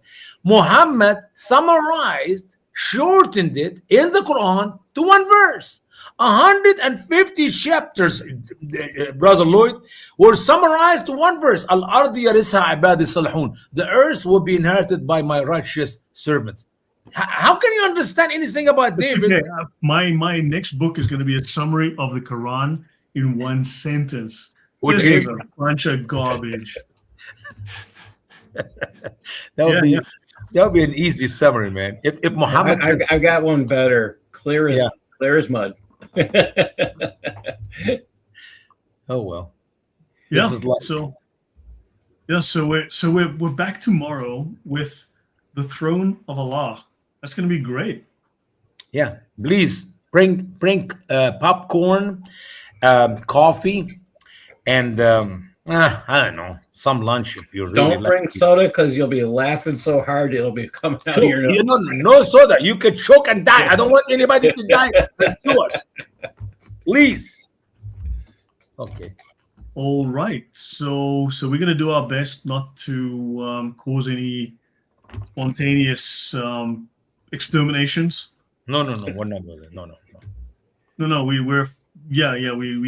this channel has successfully not had anyone spontaneously combust for several years. We want to keep it that way. No compulsion in the Quran, and no combust in Lloyd show. See? That's poetry. Yes, That's Islam. I just made it. I just made it Islam is more- myself. MashaAllah. Did you just write the Allah Quran? works in mysterious ways. Yes. So yeah, we should end here. It's been it's been 2 hours, guys. What have we been? Where did the time? What are we doing it for so long? What happened? I know. Maybe because Paul. Do you know this is maybe my first time to be with Paul on your show? I Have think we it's the done that second before? time. Oh, second. Okay. Yeah. Twice. Yeah, well, Paul, after today, Paul's probably saying, "Man, I need to get out of here and never come back." I don't think so. Paul is a man with patience and kindness and good heart. Right. I mean, Muhammad, as everyone says, has a heart of a 6-year-old child, which he kept in a jar under his bed. So, God is good. Appreciate you guys. Paul, final word from you before, and then I'll give JC a final word, and then we should hit the road. We're back tomorrow. Yeah. I would say my hope is that people will go visit my site, paulsutliff.blogspot.com. Look at some of the stuff I'm pointing out there. I do put our news show stories, even the ones we don't cover, there. Share this stuff out. The stuff that Usama is doing, that we're doing, is on the YouTube. Share the videos out, because that's incredibly important. We want the truth to be known. We don't want people to destroy the Quran. I hear too many stories about people burning the Quran. No, treat it, as Usama says over and over again, like the evidence for a crime. And I think people need to look at that now. I'm kind of shocked that people aren't asking for more information on how to, we got too many stupid law enforcement officers saying, I can't find the motive for the crime, when they just yelled Allah Akbar. Yeah. Don't you? I think you need to go back to detective school if you can't figure that one out. Yeah, to check out the work we're doing, and share it, please. Amen. So I believe it's this, right? paulsutliff.blogspot.com, right? Yes. Yeah. So that's where everyone should go. JC, any thought from you? Usama said plenty, so we don't have to worry about him. He'll be back tomorrow. He'll say plenty more. It's been great. This has been a really fun show. Paul, very nice meeting you. And I hope that you guys keep talking about Sharia, because it's one of the weakest links of Islam. Muslims are taught Sharia just at home. They know very little. It's on a need-to-know basis. So I think it is very important that everything that it is said in there is actually shown, as opposed to Muslims just hearing, oh, Sharia is phenomenal, and that's that, and that's what they keep repeating. So I hope that you guys continue, and that you shine a little bit of light to this darkness. By the way, I will give credit to Lloyd for pointing me towards this, this being a weak spot. So it's part of you need to thank Allah, who arranges all things, okay? Yes, Allah has made me laugh. So, by the way, Al-Fadi may be on the channel with us, so I'm going to going to contact him tomorrow probably, and hopefully he can bring a topic and we can have a panel discussion. And also, I hope to be doing another Sharia series with Al-Fadi soon. So let's take it from there. I'll let you guys know as soon as that happens. It'll be great. So guys, thank you very much. It has been a pleasure. It has been interesting. I think we've spoken about some necessary topics as adults, but we have a civilization to defend, right? And it's our right and our duty to defend what is right and what is true. Amen. Amen. Amen. Amen. Guys, thank you all. God bless. Take care.